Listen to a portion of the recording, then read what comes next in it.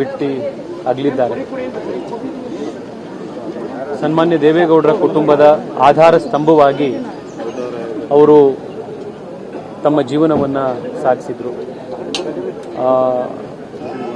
ಹಲವಾರು ಬಾರಿ ದೇವೇಗೌಡರನ್ನ ಭೇಟಿ ಮಾಡಲಿಕ್ಕೆ ನಾನು ಮನೆಗೆ ಬಂದಾಗ ದೇವ್ರ ಮನೆ ಎದುರುಗಡೆ ಕೂತ್ಕೊಂಡು ದೇವ್ರ ಪೂಜೆಯಲ್ಲಿ ಹೂ ಕಟ್ತಾನೋ ಅಥವಾ ಯಾವುದೋ ಒಂದು ಮಂತ್ರ ಹೇಳ್ತಾನೋ ದೇವ್ರ ಭಕ್ತಿಯಲ್ಲಿ ಯಾವಾಗಲೂ ತಲ್ಲೀನರಾಗಿರೋರು.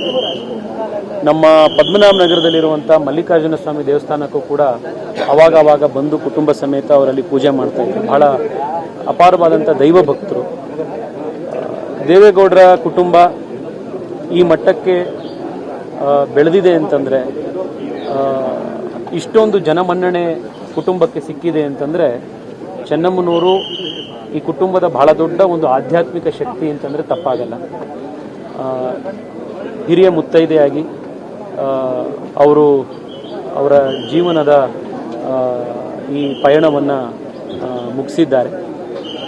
ಭಗವಂತ ಅವರಿಗೆ ಸದ್ಗತಿಯನ್ನು ಪ್ರಾರ್ಥನೆ ಜೊತೆಗೆ ಸಿಗಲಿ, ಅವರಿಗೆ ಸದ್ಗತಿಯನ್ನು ಭಗವಂತ ಕರುಣಿಸಲಿ.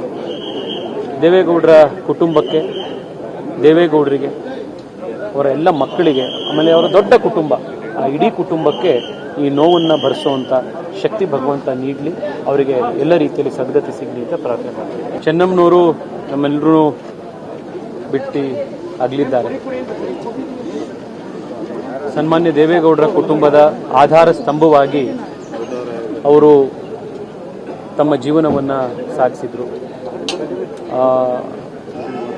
ಹಲವಾರು ಬಾರಿ ದೇವೇಗೌಡರನ್ನ ಭೇಟಿ ಮಾಡಲಿಕ್ಕೆ ನಾನು ಮನೆಗೆ ಬಂದಾಗ ದೇವ್ರ ಮನೆ ಎದುರುಗಡೆ ಕೂತ್ಕೊಂಡು ದೇವ್ರ ಪೂಜೆಯಲ್ಲಿ ಹೂ ಕಟ್ತಾನೋ ಅಥವಾ ಯಾವುದೋ ಒಂದು ಮಂತ್ರ ಹೇಳ್ತಾನೋ ದೇವ್ರ ಭಕ್ತಿಯಲ್ಲಿ ಯಾವಾಗಲೂ ತಲ್ಲೀನರಾಗಿರೋರು.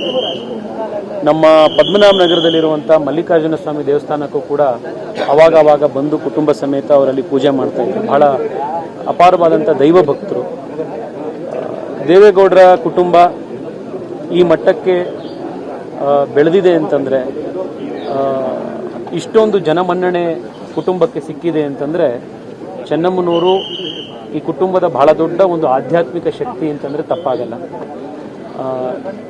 ಹಿರಿಯ ಮುತ್ತೈದೆಯಾಗಿ ಅವರು ಅವರ ಜೀವನದ ಈ ಪಯಣವನ್ನು ಮುಗಿಸಿದ್ದಾರೆ. ಭಗವಂತ ಅವರಿಗೆ ಸದ್ಗತಿಯನ್ನು ಪ್ರಾರ್ಥನೆ ಜೊತೆಗೆ ಸಿಗಲಿ, ಅವರಿಗೆ ಸದ್ಗತಿಯನ್ನು ಭಗವಂತ ಕರುಣಿಸಲಿ. ದೇವೇಗೌಡರ ಕುಟುಂಬಕ್ಕೆ, ದೇವೇಗೌಡರಿಗೆ, ಅವರ ಎಲ್ಲ ಮಕ್ಕಳಿಗೆ, ಆಮೇಲೆ ಅವರ ದೊಡ್ಡ ಕುಟುಂಬ, ಆ ಇಡೀ ಕುಟುಂಬಕ್ಕೆ ಈ ನೋವನ್ನು ಭರಿಸುವಂಥ ಶಕ್ತಿ ಭಗವಂತ ನೀಡಲಿ, ಅವರಿಗೆ ಎಲ್ಲ ರೀತಿಯಲ್ಲಿ ಸದ್ಗತಿ ಸಿಗಲಿ.